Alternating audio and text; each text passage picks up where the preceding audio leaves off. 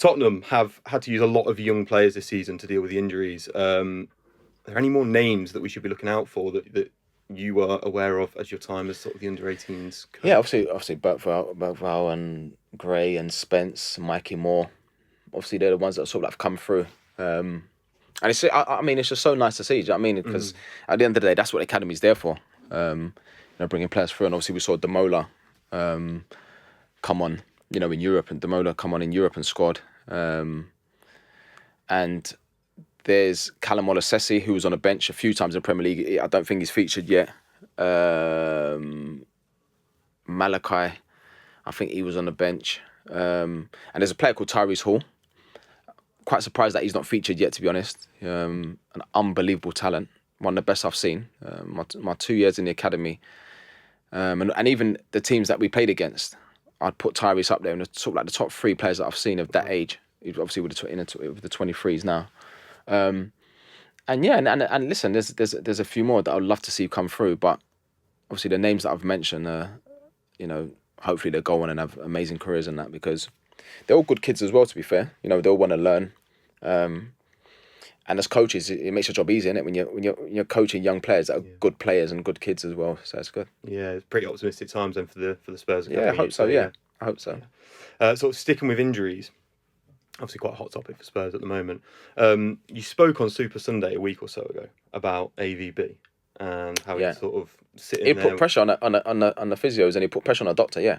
Yeah. So, talk to us a bit more about that. Like, so I remember one year I don't know, to be honest, because one time I remember I did my hamstring, and the doctor, a guy called Shabazz, who I still speak to now, amazing guy, amazing doctor. I remember we was doing like an ultrasound in the office. Didn't have to go to hospital because everything was in house. And I remember AVB coming in and actually because obviously he needed me to be fit. I remember him coming in. He sat down in the corner. I thought, this is a little bit weird. I'm like Harry and David Pete, Simon, Martin Yole, Jack Santini, all these managers before would never do that. But sort of because at the time AVB was 36, really intelligent guy, clued up on everything. To be fair, it wasn't just football. And I don't know, I suppose he just sort of wanted to see what was going on. And he actually sat in, starts and done it. And I just, it was pressure. It was pressure for the doctor. Then obviously how long is going to be out? What's this like? So yeah, that was what I experienced at the time. And that's why when I said it on a Super Sunday, so that's what I mean about players when they're injured, and that managers, I don't know if other managers do that, but I've had experiences where managers have actually put a lot of pressure on the doctor. And then sometimes players feel the pressure as well and actually go out and they know they're not 100%, and they get the reoccurrence with the injuries. Yeah, it was a strange one, I suppose, as you say. Like, it does sort of instill but that trust. Yeah, it does. But I think when you say strange sometimes, if you're a manager under pressure and you just need your top players back, sometimes maybe you act sort of out of character. Yeah. Maybe it didn't do that at Chelsea or the other clubs after that he managed. Yeah, because see it with his own eyes, I guess. Really get a better. I think he wanted me back on that, and then it's sort of just coming in and just. He probably didn't look at it as a big deal, to be fair, but maybe the doctor thought, you are putting pressure on me because if he's injured, he's injured. But I don't know, just managers act, then they went under pressure. Yeah, for sure.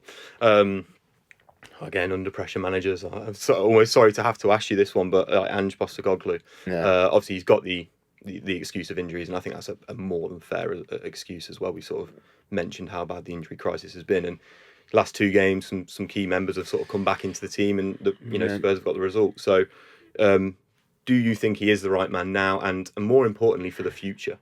I'd like to think so. For him, I'd like to think so. Because we hate seeing managers lose their jobs. So I'd like to think so. A lot of people have come up to me and said, yeah, but what about when you never had the injuries in last season, the second part of last season? Because obviously the first 2 months you were unbelievable, and then the second part of last season you weren't getting the results. You had all the top players fit. Or, you look at some of the games, the Ipswich at home, and, the sort of the Brighton, the second half against Brighton, and some of the games you look at, you think there's still, even though we had injuries, there were still games on paper. When I look at the team, I thought we still could get good enough to sort of win the games. But of course, it doesn't help when you've got your key players out, because you can have injuries, but then the injuries are key players. Yeah. Do you know what I mean? You talk about Romero and Van der Ven. You talk about, do you know what I mean? And then Dom Solanke. That's sort of the spine of the team. Obviously, Maddison was out for a couple of weeks, and then Basuma. So Johnson. So it was about 11 players. It's like a starting 11, really.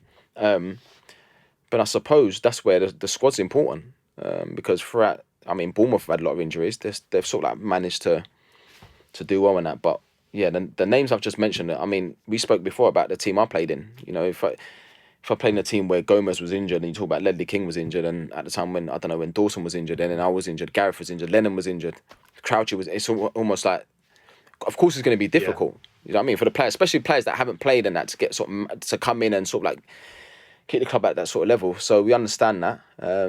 But there's still an opportunity to win a trophy. But we'll see.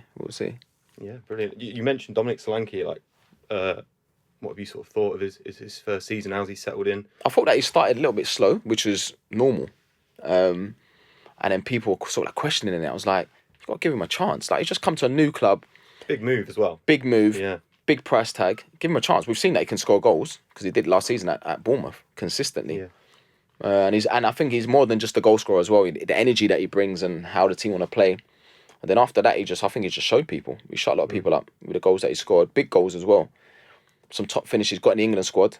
So it's just unfortunate that he's got the injury, but hopefully he's back soon and he finishes the season strong. It's good to see, isn't it? It's good to see him like getting this moment in a big team. Sort of. Obviously, he had quite a hard earlier start to his career. Was it Chelsea, Liverpool? Liverpool, yeah, and then Liverpool, and then in the Championship, wasn't he? Was Championship, and it didn't happen for him. But it's good that he's obviously come to Tottenham, a big club.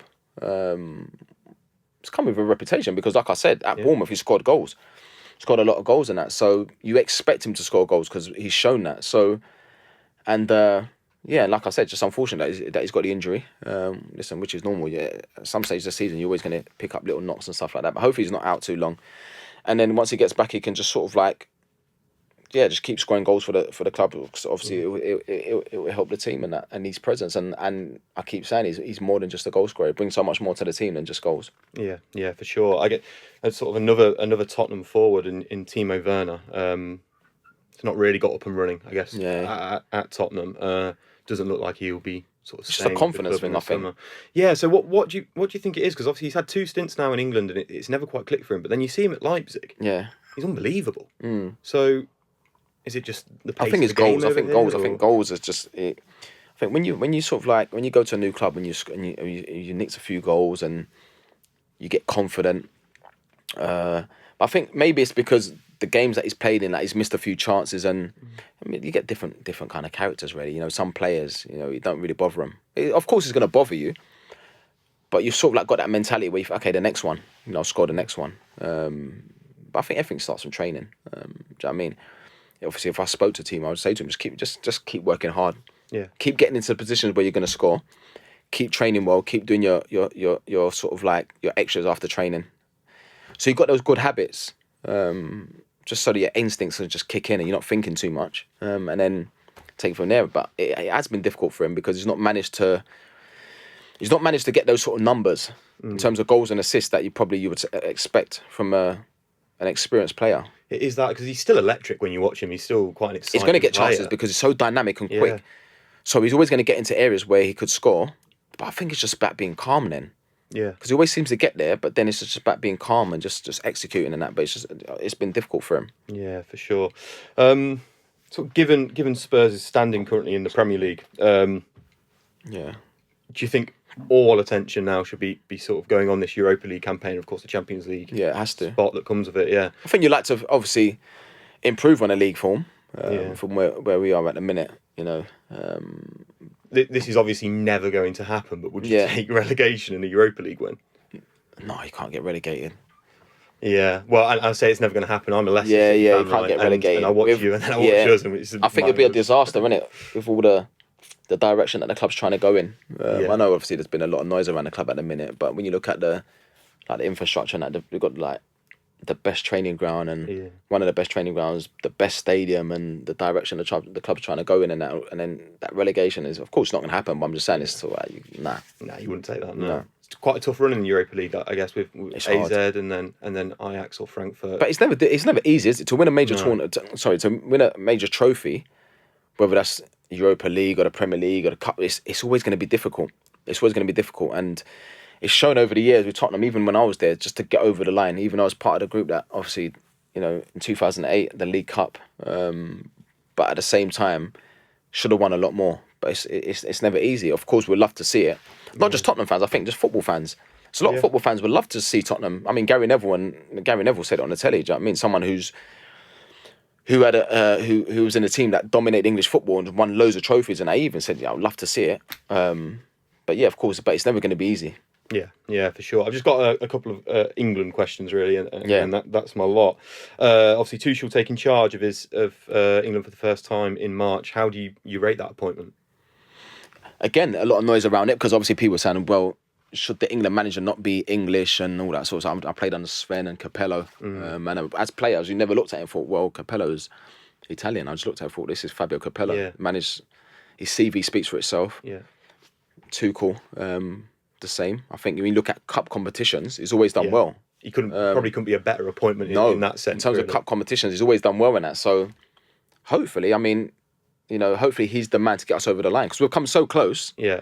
We've got the players, and I think if we win a major tournament, as English people, we're not going to sit there and be like, you know what? No, we're not going to celebrate this because he's German. Do you know what I mean? So it's just like, it is what it is, and that we just got to sort of like support him, and he's a top coach. Yeah. I mean, we speak to Harry Kane about him. Harry says he's unbelievable. Yeah. I remember before Ange come to Tottenham, there was a lot of noise internally with the staff and the coaches. Like, imagine we got Tuchel here. Like that's he's so respected in that sense, and that. So yeah, hopefully he's the one to bring that sort of like a trophy home because it's been a long time. What do you think it is that he's going to bring that sort of Gareth Southgate doesn't have? Is it just that experience of getting over the line? I think that's of course, because we've come so close. Yeah.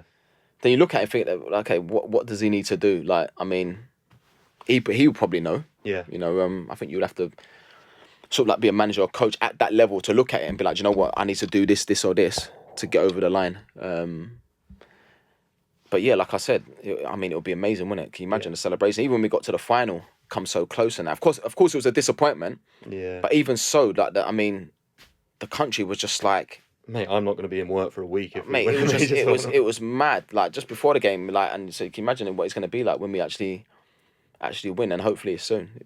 Yeah, 100%. Yeah, it'll be absolute chaos. That is my lot. It's been an absolute pleasure to speak to you. Brilliant. Thank you very much. No problem. That was brilliant.